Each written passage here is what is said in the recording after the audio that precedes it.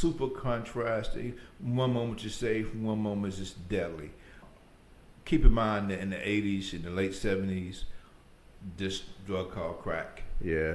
came out, and it decimated the minority population. It was friend with my older brother. He was killed. About eight, 8 to 10 blocks away, up 161st Street. He was at the little nightclub, and two guys came in. He wanted to live the fast life. He wanted to drive a big car. He drove a big old Lincoln. Back in the day, they were fancy cars. He had a big old Lincoln Town car and everything. But you know how he got it. He wanted to get into the drug activities. So he was making money from it, and I guess guys seen him making money for him. They probably thought he was infringing their territory, or they just put a hit out on him. He was at the club, having a good time, sitting down. Two guys rolled up in the club, grabbed him, took him in the back room, shot him in his head, killed him. Wow. And that was just like they told. It's kind of ironic the way that he came in and told them that told my mom, us that son of Sam was caught. I think my brother came home one morning. Older brother said, "Hey, they just killed Taco." And it was super more shocking than that, but it was just a shock. It was unbelievable. People I've had friends that went to school with, they either became crackheads from using it, or they became dealers and got arrested. I remember one of the guys that great little friendship with. He lived behind us on Girard Avenue. He we had just graduated high school. Aspiration to go to college and stuff. And cops stopped him. He was driving. He just learned how to just really got in the car and was driving. They stopped him, searched the car. He had a body in the trunk. One of your friends is driving around with a body in the trunk. So what was the story behind that? Did he know, or was he like a delivery pickup guy? Into doing crime. Body in the trunk.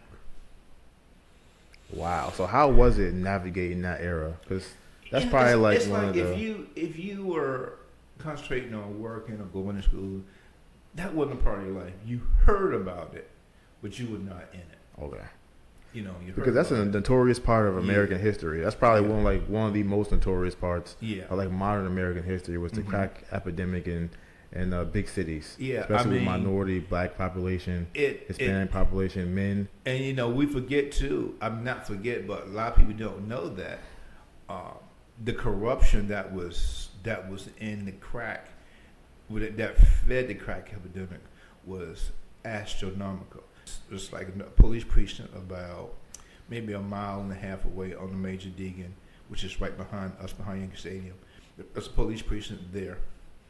And there's another police precinct on 135th Street. This is in Harlem, 135th and 7th Avenue. And I named those precincts specifically because there's a abandoned building on 125th Street and Madison Avenue.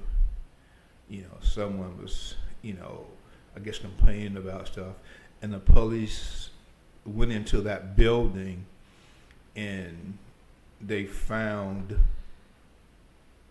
the bodies of about 15, 20 black men between the ages of, I'm going to say, 16 and 25, all shot in the head.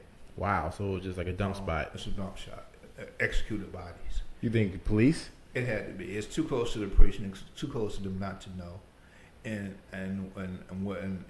I'll make that statement because when really start cracking down on the corruption, they went to that precinct and they was leading out. They led police captains, detectives, officers, undercover officers, all of them.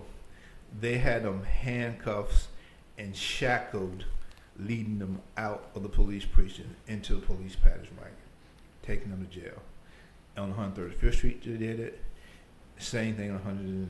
So you really lived through the American gangster Yeah. Like that whole was it Frank Lucas? Yep. So that could have been all a part because he turned and he started he was a informant.